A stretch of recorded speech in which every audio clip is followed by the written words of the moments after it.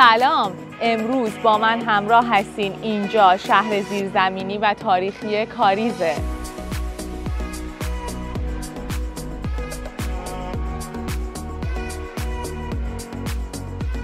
اینجا حاصل دسترنج چندین ساله یک مهندس ایرانیه که 23 سال ساختش از یه متروکه و تبدیل شدنش به یک مجموعه گردشگری تاریخی طول کشیده.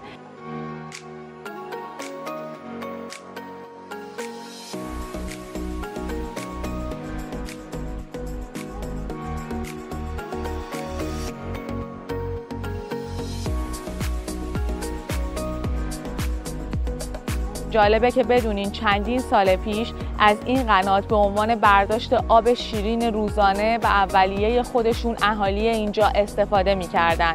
اما الان تعداد زیادی از گردشگرای این جزیره هر روز به اینجا میان برای دیدن این قنات از نزدیک.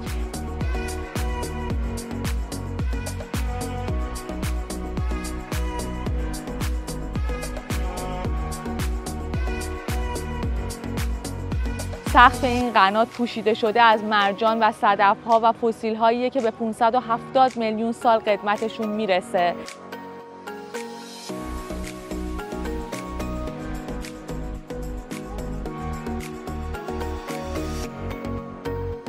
خب رسیدیم به انتهای این مکان گردشگری.